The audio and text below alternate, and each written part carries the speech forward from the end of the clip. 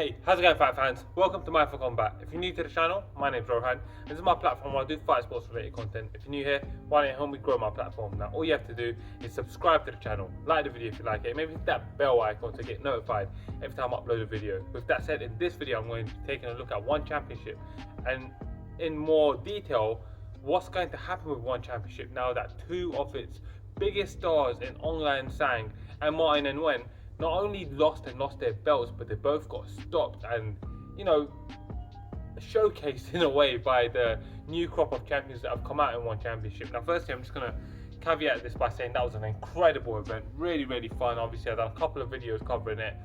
The whole card from beginning to end was packed, from Rito Guard in the prelims to, you come up, there was Christian Lee on the card, there was 3 World Championship fights in total. It was just an excellent card, and if you didn't watch it and you're a mixed martial arts fan, you really do yourself a disservice, so definitely check it out. It's available for everyone to watch on YouTube. Might be a bit different in America from what I understand by some of my subscribers, but anyways, before we start looking at this and truly start understanding whether or not their superstar power is diminished, one championship is now going to struggle now that 2 of their biggest stars have lost, what we've really got to understand that as fans, the Asian variety of mixed martial arts fan are slightly different from the Western variety of mixed martial arts fan. Now, let me explain that. So, in the West, wins and losses are a very, very real thing. If you lose, you lose. If you win, you win. And that's the case in Asian mixed martial arts as well. Of course, you need to become a champion, you need to build your legacy, etc., etc.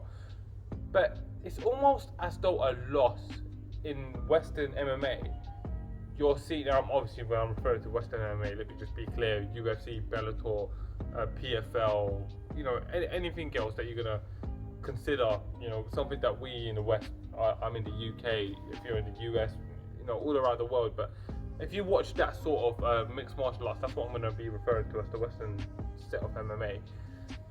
There's almost like a sense of you lost one fight, so now your skills are not that relevant. You lost your championship. Oh, nah, that's bad. Oh, you got stopped. You're a bum. There's no way you can come back. When realistically, that's not really the ethos of martial arts in general, is it? So, mixed martial arts is obviously a mishmash of all martial arts. And as a martial arts traditionalist, I've always loved martial arts and every form of martial arts. And one thing that you learn to understand is that falling down is not the end in martial arts. It's all about the journey, how you get back up and how you reinvent yourself. A loss does not define you. It's how you rebound from a loss that defines you. And all of that has been very, very, very appealing. Now, when you're looking at the Asian set of mixed martial arts, what's more important to them is to show the atmosphere, everything that you bring, the electricity that you bring to the environment. That's why ring entrances are a thing. That's why there's more freak shows in there. That's why Bob Sapp and Akebono was there. That's why Akebono was fighting world champions in K1, even though he was 0-3, 0-4. And now, in my opinion, that destroyed K1, and I'm heartbroken. So maybe I'll do a video touching on that. But it's a very, very interesting thing to consider when you look at the differences in the way that it operates, and you look at people like Genki Sudo, why Jason Mayhem Miller was a superstar over in Asia, why Quentin Rampage Jackson was the star that he was, because the show that he brought, the environment, everything that came with Rampage, everything was so exciting, and that's the difference really. So in how they perceive things, for them it's about the show, the environment, the ethos of martial arts, how a martial artist deals with the struggles, whereas in the West it's more of a sporting thing. It's a sporting event. We want to see guys with the best wins and loss records. Of course we do. I want to see that too. That's why Khabib is so attractive to me as a fan. He's 29-0. There's a lot to be said about the differences here. Now, just with that caveat in mind, there's some. Just remember that. Now, so Aung, let's take Aung for example first. Aung's probably the biggest star in one championship, one of my favourite fighters in the game right now, and he was coming into this fight riding a 7-fight win streak, a 2-division world champion, had just knocked out the heavyweight champion about a year ago, had superstar power over in Myanmar, Burma, Singapore. For one championship he gets paid very, very well, and he's actually still got a world championship, so it's kind of hard to write him off when he's still a world champion. But he went in there with a bigger, younger, stronger, faster Renier Derridia, but on the feet you could see that there was a noticeable difference between them. Now, Aung came into this fight having not fought since he fought Brandon Vera. Brandon Vera is a striker, so when was the last time he truly prepared for a grappler is the question that you've got to answer. Now, he trains with a lot of black belts and a lot of great fighters, that compete in the UFC, like Kamaru Usman and so on and so forth. This was a true test in the sense that it was going to test his game in a way that his game has not been tested or even checked upon for a very, very long time now. Rene Derridia is obviously a Brazilian Jiu-Jitsu black belt, a very talented grappler, and he's a very big guy with a high shelf life. But is this the end of Aung? Well, no, I don't think it's the end of Aung now. Now, whilst he came into this fight, Aung, with a 7-fight win streak, 2 world championships, going 12-1 in his last 13, he's got 11 losses to his record. And one of the things that people often say to me when they're talking about Aung, and I'm telling you guys, no, Aung is world class. Trust me, he's world class. They say, what are you talking about? He got beaten up by Rahul. Yeah, he got beaten up by Rahul 10 years ago. 10 years ago, fight has evolved in 10 years, and this is the difference. We in the West see that someone lost one fight and then they almost written off forever. Oh no, he can't be good. He lost to so and so back then. Well, you know, Jorge Masvidal lost to bloody Rafael Santos. Rafael Santos was a bantamweight. Jorge Masvidal's welterweight. So would you write off Jorge Masvidal if he weren't in the UFC? Jorge Masvidal has 13 or 14 losses now. Losses doesn't define everything, and it's like this thought process that Mayweather is embedded in people's mind over in boxing, that one loss writes you off, you got to protect your own. Not necessarily. Yes, you should try to win every fight, so you should try to go undefeated. Losing the fight doesn't matter though. It shouldn't write you off. You're still great. Your legacy is not tarnished. It's about how you rebound from that loss. I have no doubt a rematch is going to be set up. Now we look at Martin and Nguyen. He got stopped by Fan Lee in a really, really horrific fashion. So Fan Lee came out and gave him 2 rounds of hell. The third round, Martin Nguyen looked to have found his time and was landing some big shots and had rattled him a couple of times. Then next thing you know, the rattling has swapped over and there's and Nguyen who's getting rattled and stopped, and he got brutally finished. Now, here's the thing with Martin Nguyen.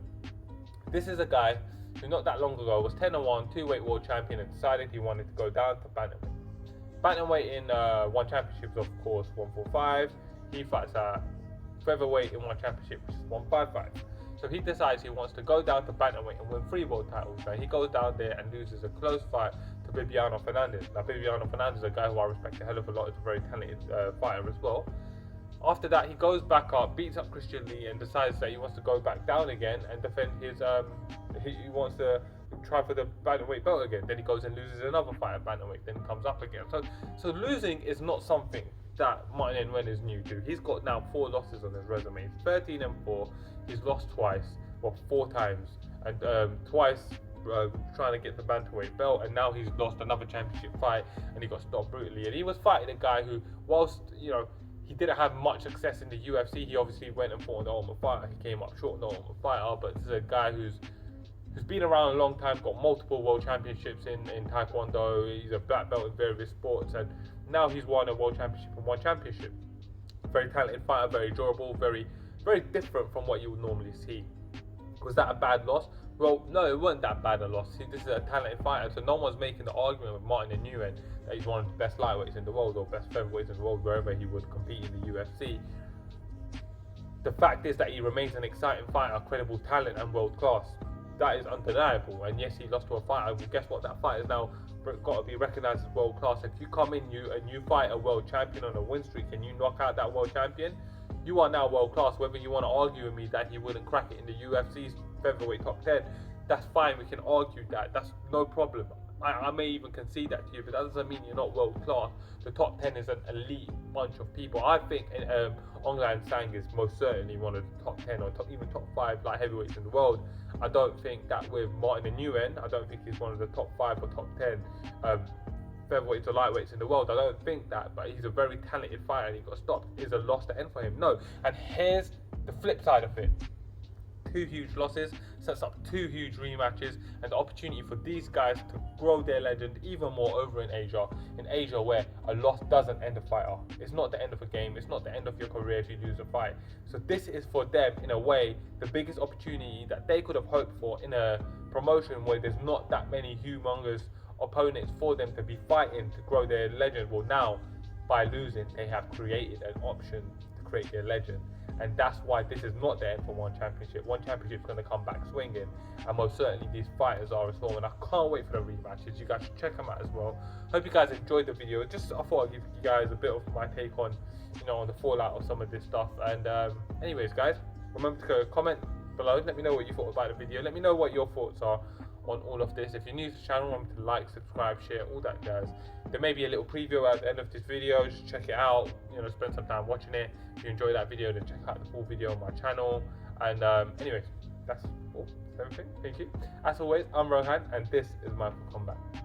At number 3, I got the Khabib Nurmagomedov Tony Ferguson saga. What nonsense was that? So, and it's still ongoing, really. A win, and Tony's right back into the mix. But will Khabib be trying to fight him? I don't know. He wants to fight GSP if he beats Justin Gaethje, so we'll see. But this is really a disgusting saga that's played out, that has robbed us from being able to see arguably the greatest two lightweights of all time fighting each other. Now we have Khabib Nurmagomedov, who's the current champion at the time, and from the first time they were matched, 5 attempts ago, he was an undefeated contender, and Tony Ferguson had just started his win streak. Tony Ferguson, of course, had that historic 13-fight win streak put together that really made him stand out as well, and it was pretty incredible.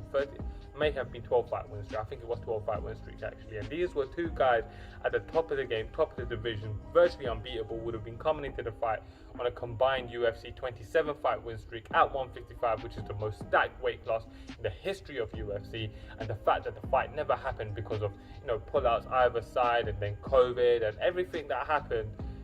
It's just so bitter to me, the fact that we will never have seen these guys. And even if the fight does happen now, I'm not gonna lie, and I know this may make me sound like a bit of a casual, but the fact that Tony's lost now and he's not on his win streak, and we've seen him get brutally finished by Justin Gaethje, that fight had lost so much of his luster. I would still, of course, be excited to see that fight, but the fact that Tony Ferguson lost really does impact it, and it's just never going to be the same. One of these guys should have ended each other's win streaks. That's not how it's played out. It's unfortunate, and it's my number 3 biggest disappointment in the history of mixed martial arts.